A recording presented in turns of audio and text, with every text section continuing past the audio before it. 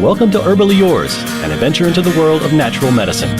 Here is your host, Dr. Ellen Kamai, the natural nurse who will help you take the leap to ultimate wellness. And hi, everybody. Thank you so much for joining us today. I'm Ellen Kamai, the natural nurse, for another edition of Herbally Yours, right here on the voice of Nassau Community College, 90.3 WHPC. You can always listen live or online at iHeartRadio, Odyssey, RadioNet, and of course at our own nccradio.org. And I'm happy to say that our shows are also archived in case you missed them or you hear something that you'd like to share with someone else. Herbally Yours brings you the latest information about the many facets in the world of natural living. And today, I am so happy to have with us today Long Island native and longtime friend of mine personally, Mr. Joseph Lapiano.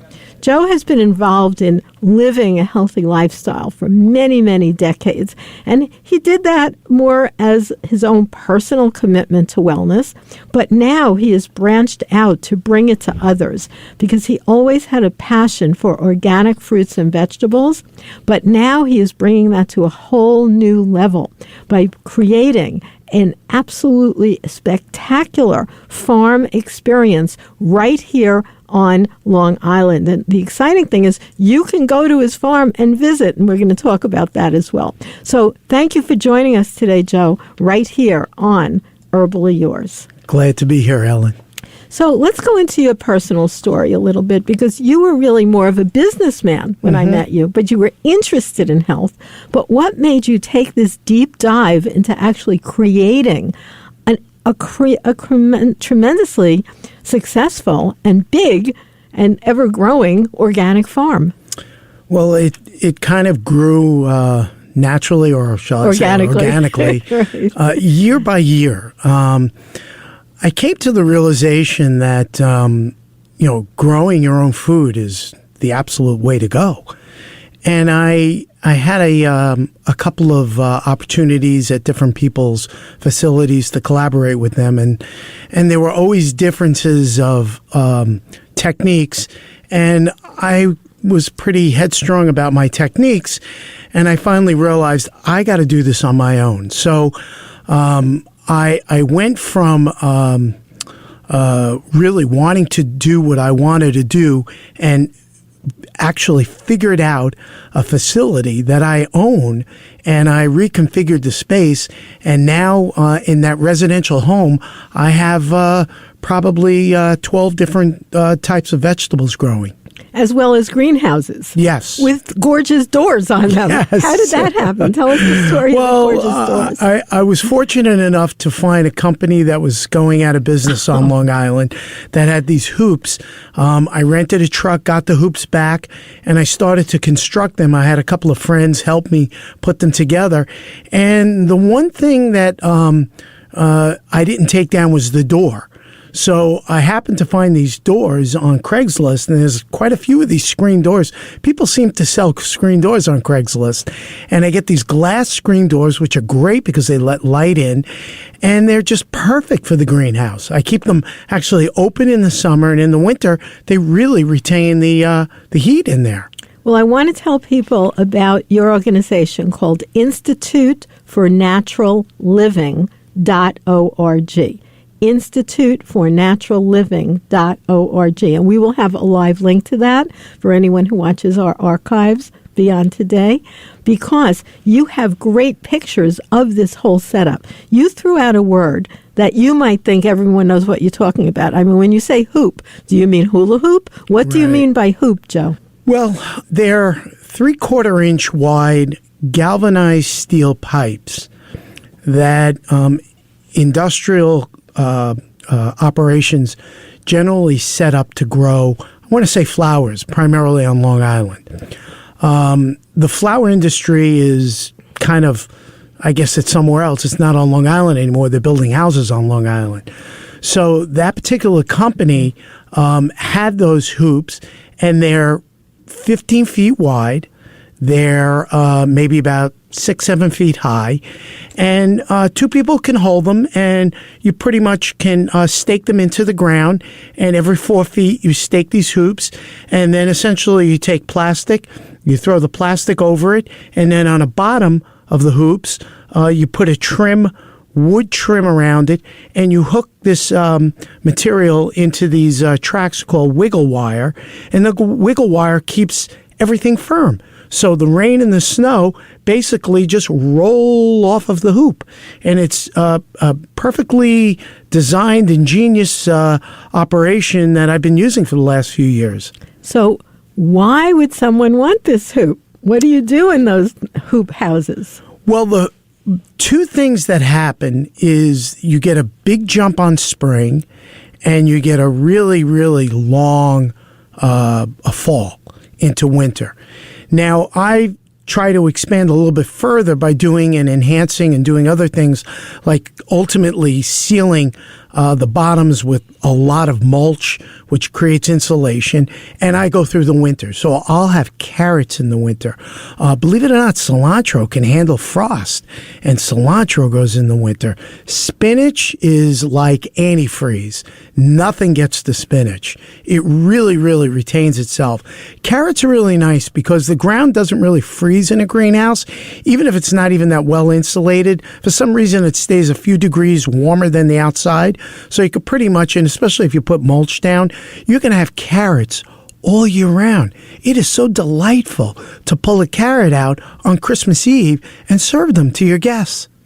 Well, it is. And I've been lucky enough to be a guest there eating some of this incredible produce. Why don't we, for our viewing audiences who are on Facebook Live, show them some of this spectacular food that you've brought here. Okay, so for those who are watching the Facebook Live, I'm holding a cucumber in my hand.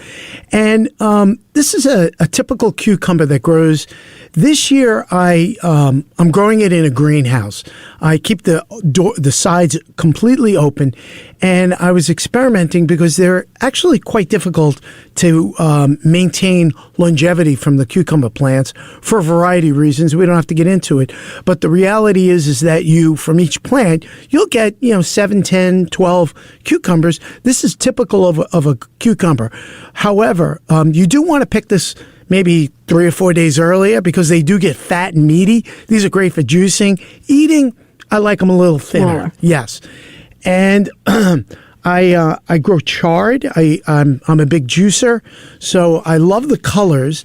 And over here is what's called rainbow chard. Oh, wait a minute. When you say you're a big juicer, you don't mean you're hitting the vodka. No. What do you mean by that? I take my vegetables. Sometimes the vodka. I harvest mostly my leafy green vegetables, including cucumbers and celery, and I put them through an extraction machine, and that machine pretty much gives you green juice, green and sometimes with a little bit of color red.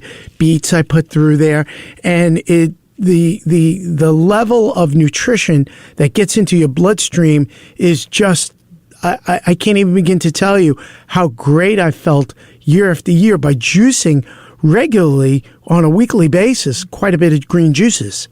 And you're growing them yourself, too. Yes. So that's the difference. Yes. And there's 2 different types of kales. Most people are used to seeing this. I guess they call this one a dinosaur kale.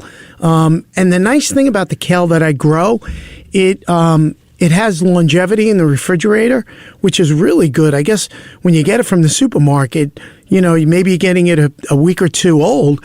When I pick it, I get it right to people either the same day or a day later. And people have been telling me I'm getting 2 weeks out of the refrigerator. This is the lactinato kale.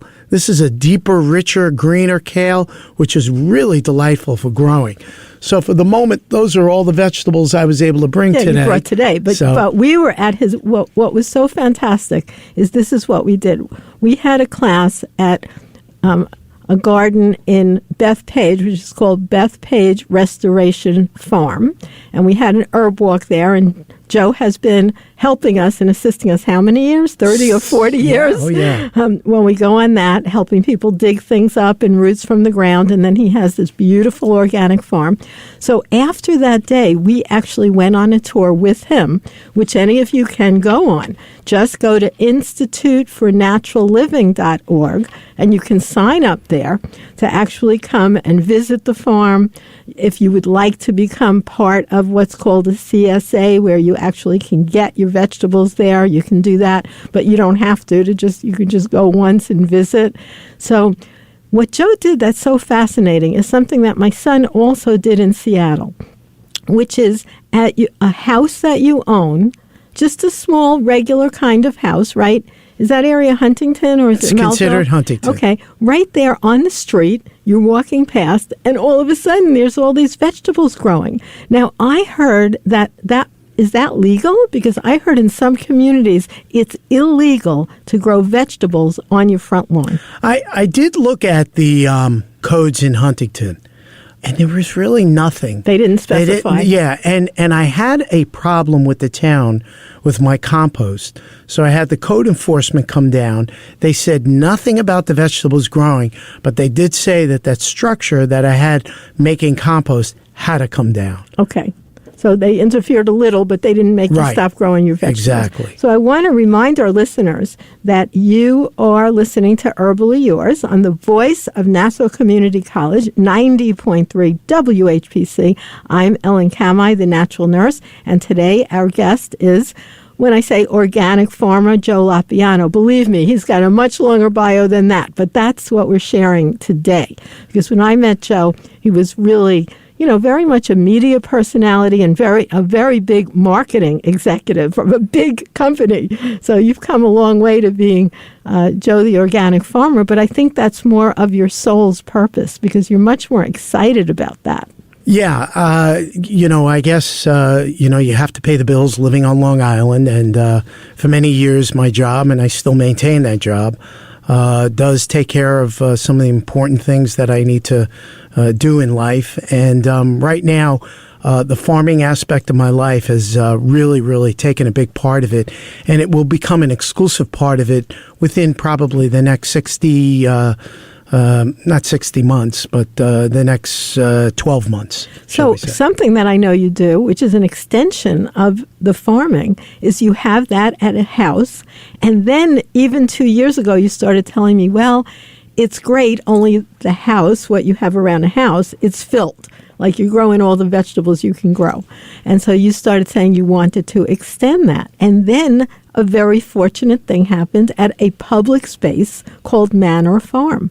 Correct. Why don't you share that story with us? Well, when the town came and told me to take my compost down, I was very sad. And the compost, I was beginning to realize, is the magical component to germinating plants, thriving the plants, and providing the necessary nutrients to the plants and to the surrounding environment within where the plant grows. So I was upset about that. I had established a relationship with the people that maintain Manor Farm, and I did approach them. Wait, just stop that right there. Let's share what is Manor Farm, because not everybody may be Sure. Manor Farm is an open space in Huntington. It is run by an organization called Starflower Experience, and they happen to have perhaps the largest sunflower maze maybe in all of New York, I would say. They maintain that. And the other half of the sunflower maze is the garden, and that's what I maintain. So when the pandemic hit, they approached me to say, would you like to start to farm this land? And I was home like everybody else, and I said, yeah. And I haven't stopped since. So I'm fortunate to have both a compost facility that Manor Farm several years ago offered to me that I maintain and give compost education lessons to. And now I have, I want to say maybe a quarter acre, which is 13 100-foot rows, which is a tremendous amount of space. And I grow a variety of plants, and I have 4 greenhouses on there too. Right, which we came to see. We actually Yes. did a tour after our herb walk, so it was so excellent. I mean, the fact that you had this as a vision and you've manifested it into reality. And it's something that's so beyond like selfish, because it really generates real food for the community that you are now sharing through your CSA project. So tell us about the CSA project.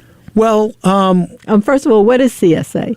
community-supported agriculture. It's a quite popular concept around the country. And typically what people do is they'll pay an upfront fee, and they'll get a weekly share every week up till maybe the winter comes. I modified it, my CSA, where I don't give an upfront fee. People come and pay as you go. I'm not as sophisticated and have not been able to figure out weekly shares yet. I do have an abundance of food, and I harvest anywhere from 2 weeks to 10 days. And it generally works out. People get a notification by email or text from me, and they come to the garage at my house in Huntington, and everything is bagged, and everybody is pleased. I'm real happy. It's kind of like a drug deal. It's a Yes. drive-by pickup. A drive-by pickup, only what you get in there is different kind of greens. You know, all those greens that you saw. You might get cucumbers, tomatoes, Correct. whatever you're growing at the time. Yeah. And it's just beautiful. Yeah, It's so beautiful. It works, and the community and the people that are involved in it are thrilled, and there seems to be a tremendous amount of excitement for what I'm doing right now, and it seems to be growing, much faster than it had the 2 previous years, and I'm sensing people are feeling and hearing on the news about food insecurity. So a farmer or a grower like myself becomes more important to people if perchance the supply chain breaks down, with food or the prices go up higher. People want to either learn how to do this from someone like me or get stuff from someone like me. And it seems to me that your vision moving forward is not to get more and more and more and more people buying from you, but learning how Long Island, right here with the little yards we have, everyone can be totally food efficient. Exactly. Half of the people that come to my CSA are growing on their own facility. The thing is that they don't grow to the quality that I grow. It actually takes years of practice, a lot of trial and error, and I think that by growing in the winter, it taught me a lot more about growing. So I think that that's an interesting component when you add a hoop house or a greenhouse into your operation. It makes you a better at what you're doing. And that could be not like you have all of those hoop houses with these fancy doors, which again I have to bring up because they're so incongruent. You're in this backyard and there's all this farmy stuff, and all of a sudden there's these absolutely gorgeous white glass doors in the middle of nowhere going into the hoop house. It makes it magical. But also the techniques that you are developing Yes. for composting. Tell us why that's important. Okay. Germination is everything. So the direct sow method is so magical because it allows the plant to root itself the instant you put the seed in the ground. The germination process requires lining up so many things that have to be so perfect to allow that plant or that seed to germinate. So the compost is a medium that creates a very, very warm, hospitable, nutritious, and loving environment for the seed. And it works just like a charm. It's so perfect. So what do you mean by hand sow? How else, that just means putting the seed in the ground. How else are they done usually, like on a farm? Well, yes. You can germinate by using, I guess, soil that's in places. But I think a lot of farms enhance germination through chemical processes. Okay. So I typically don't add anything except water and sunlight, air, and the compost, and I get my germination. And the compost itself does enhance and give fertilization to the roots, which allows, for you not to be using anything else, which is great. So when you say not using anything else, what are the things that are often used, let's say in commercial farming? Oh, where do we start? Commercial farming relies primarily on petrochemicals, or shall we say non-organic farming. And even organic farming. It is even organic because the laws are manipulated a lot within that organic regulation. Exactly. So when you're in Whole Foods and the produce looks so great, there are things that they can do that do use some chemical processes, but they are certified to be used as organic processes. I particularly don't like using any of those. I particularly rely on the soil. I will work on things like mineral augmentation, using minerals from the earth. So how would someone do that? Let's say someone's listening to the show. They have a few plants growing in their backyard. They're finding they really are enjoying it. What are some steps they could take to move towards what you're doing, which let's call it super organic growing? Okay. Here's the first step, okay? In your home, all of your food waste, excluding any meat or any bones or anything like that, try to think of it as sort of a vegetarian or a vegan type of waste that you set up in your kitchen. That kitchen waste on a daily basis gets dropped into a bucket that you seal on the side of your house. You take that bucket and you allocate a space in your yard, provided you have the space where you could do something like that, and you essentially begin to layer leaves, shredded leaves or regular leaves, grass clippings, wood chips, and then that food matter. That's really all you need. You can get away with those ingredients. Leaves, grass clippings, or any clippings, organic trees or shrubs around your house, provided they're shredded up to the point where they'll break down pretty quickly, and wood chips. By the way, wood chips are free, and leaves are free. So compost is a free component that you could make yourself. The thing about it is you need to layer it, lasagna layer it. You can tell he's Italian. Lasagna layer it, which is true. So you lasagna layer it, right? And one of the layers is the food. So you put the food on there, and then you cover it with either the grass clippings or the wood chips or the leaves, so there's no smell. And please don't be worried about the critters.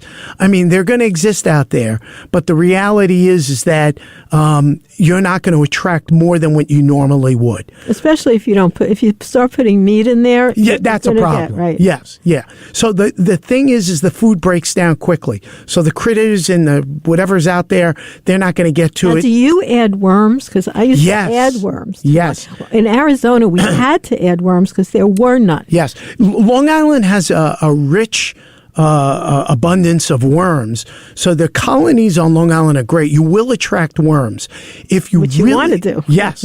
and what'll happen is that you can go online and you can get the red wigglers and the night crawlers, and those work unbelievable. I know who would recognize those, the fishermen. Yes.